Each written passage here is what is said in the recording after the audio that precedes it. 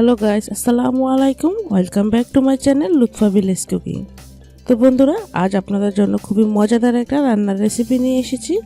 তো আজ আপনাদের তৈরি করে দেখাবো তেল কই বা কই মাছ ভুনা। তবে যে নামে চেনেন না কেন, রান্নাটা কিন্তু খেতে বেশ দারুণ লাগে।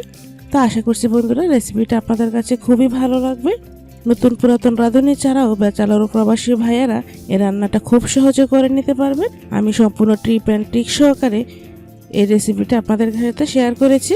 তো আশা করছি রেসিপিটা আপনাদের খুবই হেল্পফুল হবে।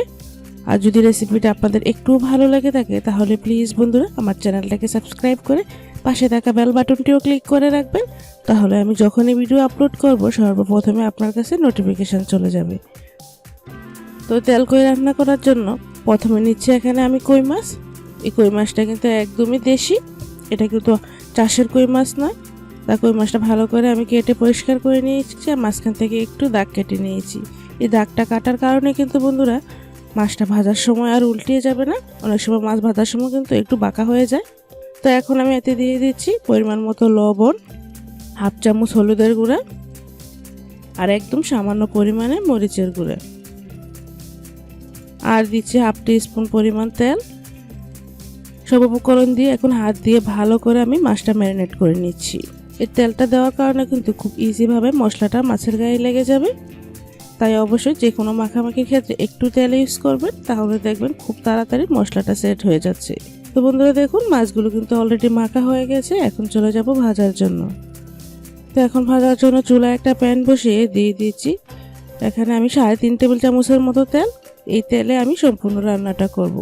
আর অবশ্যই খেয়াল রাখবেন এই কই মাছের রান্নাটা করতে কিন্তু তেলের পরিমাণটা একটু বেশি দিবেন, তাহলে দেখবেন খেতে খুব ভালো লাগবে। তো এখন তেলটা যখন হালকা গরম হয়ে আসবে তখন আমি একে একে কই মাছগুলো দিয়ে দিচ্ছি। তো কই মাছটা আমি এইভাবে একে একে দিয়ে নিচ্ছি। তো একটু সাবধানে দিবেন যাতে হাতে তেল ছিটকিয়ে না পড়ে। তো বন্ধুরা মাছটা কিন্তু আমি একদম মুচমুচে করে বা লাল লাল করে ভাজবো না। কই মাছটা কিন্তু একটু হালকা করে আমি ভেজে তুলে নিব। জাস্ট 1 মিনিটের মতো উল্টে পাল্টে আমি ভেজে নিব। কই মাছটা কিন্তু একদম অল্প ভাজলে গ্রেভিটা খুব ভালোভাবে ভিতরে ঢুকবে আর খেতেও কিন্তু খুব ভালো লাগবে। তো বন্ধুরা এই টিপসটা অবশ্যই ফলো করবেন। মাছটা যদি আপনি মুচমুচে করে ভাজেন তাহলে কিন্তু গ্রেভিটা একদমই ভিতরে ঢুকবে না, সেক্ষেত্রে মাছটা খেতে কিন্তু একদমই ভালো লাগবে না। তাই 1 মিনিটের মতো এভাবে উল্টিয়ে পাল্টিয়ে ভেজে নিতে হবে। তো বন্ধুরা মাছটা কিন্তু ভাজা হয়ে গেছে, এখন আমি তুলে নিচ্ছি। তা আপনি দেখে বুঝতে পারছেন মাছটা কীরকম করে আমি ভেজেছি। মাছের ভাজাটা কিন্তু একদম মেইন ইম্পর্টেন্ট একটা জিনিস এই রান্নার ক্ষেত্রে। তো মাছটা ভাজা হয়ে গেছে, এখন আমি তুলে নিচ্ছি। তো বন্ধুরা একই তেলে আমি কিন্তু দিয়ে দিচ্ছি ফোড়নের জন্য কিছু মেথি। চাইলে এখানে আপনারা জিরাও ইউজ করতে পারেন, তবে মেথির ফ্লেভারটা আমার খুব ভালো লাগে তাই আমি এখানে মেথি ইউজ করছি। আর এখানে দিচ্ছি আমি পেঁয়াজ বাটা। এখানে আমি বড় সাইজের 2টা পেঁয়াজ বেটে নিয়েছি। তবে এই রান্নার ক্ষেত্রে কিন্তু অবশ্যই মশলাগুলো বেটে রান্না করবেন, তাহলে দেখবেন রান্নারটা কালারটাও খুবই সুন্দর আসবে আর খেতেও কিন্তু খুব ভালো লাগবে আর গ্রেভিটা একদমই ঘন হবে। তো পেঁয়াজটা আমি একটু ভেজে নিচ্ছি, 1 থেকে 1.5 মিনিটের মতো পেঁয়াজটা ভেজে নিব। তো পেঁয়াজটা যখন হালকা কালার চলে আসবে তখনই দিয়ে দিচ্ছি আমি এখানে রসুন বাটা হাফ চা চামচ। তো রসুনের কাঁচা গন্ধ যাওয়া পর্যন্ত একটু ভেজে নিচ্ছি। 1 থেকে 2 মিনিটের মতো রসুনটাও ভেজে নিচ্ছি। তো রসুনটা কিন্তু এভাবে অনবরত নেড়ে চেড়ে ভেজে নিব। চুলার হিটটা কিন্তু অবশ্যই মিডিয়াম থেকে একটু বাড়িয়ে সম্পূর্ণ রান্নাটা করবেন। তো দেখুন সব কিছু কিন্তু ভাজা হয়ে গিয়েছে। এখন আমি একে একে সব মশলাগুলো অ্যাড করব। প্রথমে দিয়ে দিচ্ছি এখানে আমি পরিমাণ মতো লবণ, হাফ চামচ হলুদের গুঁড়া, 1 চামচ পরিমাণ মরিচের গুঁড়া। তো ঝালটা এখানে নিজেদের মতো অ্যাডজাস্ট করে নেবেন। ঝাল বেশি খেলে কিন্তু মরিচের পরিমাণটা আর একটু বাড়িয়েও দিতে পারেন। তো আমি এখানে আর কাঁচা মরিচ ইউজ করব, তাই মরিচের পরিমাণটা একটু এখানে কমে দিচ্ছি। তো এখন আমি মশলাটা একটু ভালো করে নেড়ে চেড়ে মিশিয়ে নেব। মশলাটা দিয়ে কিন্তু বেশিক্ষণ নাড়াচাড়া করব না, প্রায় 1 মিনিটের মতো আমি একটু ভেজে নিব। 1 মিনিটের মতো ভেজে নিয়েছি বন্ধুরা। দেখুন তেলটা কিন্তু অলরেডি ছেড়ে দিয়েছে। এখন দিয়ে দিচ্ছি এখানে আমি টমেটো বাটা। টমেটোটা আমি এখানে বড় সাইজের একটা নিয়েছি। টমেটোটা খুব ভালো করে আমি মিহি করে বেটে নিয়েছি। বেটে আমি টমেটোটাও কিছুক্ষণ কষিয়ে নেব। টমেটোটা প্রায় 2 থেকে 3 মিনিটের মতো কষিয়ে নিতে হবে। এতে করে টমেটোর যে কাঁচা গন্ধটা সেটাও চলে যাবে আর খুব ভালো করে কষানো হবে। তো এভাবে অনবরত নেড়ে আমি এটাকে একটু কষিয়ে নিচ্ছি।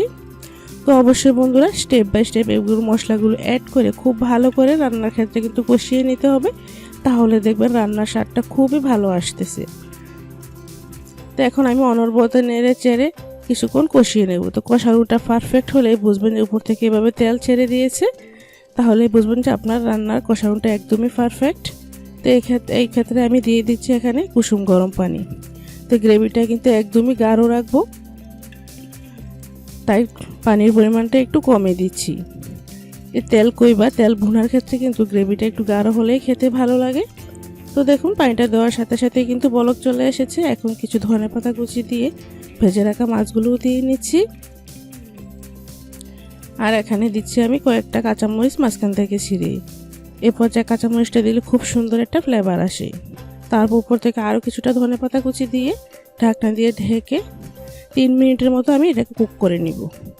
তো বন্ধুরা দেখুন লো আঁচে কিন্তু আমি 3 মিনিট কুক করে নিয়েছি। এখন ঢাকনাটা খুলে মাছগুলো একটু উল্টিয়ে দিচ্ছি। এতে করে মাছের দুনো সাইডে কিন্তু মশলাটা খুব ভালোভাবে ঢুকবে, আর মাছটা খেতেও কিন্তু খুব ভালো লাগবে। তো এই পর্যায়ে আমি লবণটা চেক করে নিচ্ছি। লবণটা কিন্তু একদমই পারফেক্ট আছে। তো এখন আমি কিন্তু আবারও ঢাকনা দিয়ে ঢেকে 2 মিনিটের মতো রেখে দিচ্ছি। এ পর্যায়ে কিন্তু চুলা হিটটা একদমই কমিয়ে দিতে হবে। তো বন্ধুরা দেখুন গ্রেভিটা একদম ঘন হয়ে এসেছে। এ পর্যায়ে আমি নামিয়ে নিচ্ছি। তো এখন আমি গরম গরম সার্ভ করে নিচ্ছি। এটা কিন্তু ভাতের সাথে খেতে বন্ধুরা খুব ভালো লাগে। তো দেখতে দেখুন কতটা সুন্দর দেখাচ্ছে, মাশাআল্লাহ। কালারটাও দেখুন কতটা সুন্দর হয়েছে, পারফেক্টভাবে হয়েছে। তো আশা করছি আপনারাও এভাবে বাসায় ট্রাই করবেন, আপনাদেরও খুবই ভালো লাগবে ইনশাল্লাহ। যাকে খাওয়াবেন সে কিন্তু আপনার প্রশংসায় পঞ্চমুখ হবে। তো রেসিপিটা যদি বন্ধুরা ভালো লেগে থাকে তাহলে ছোট্ট একটা লাইক দিবেন আর আমাকে কমেন্টস করে জানাবেন।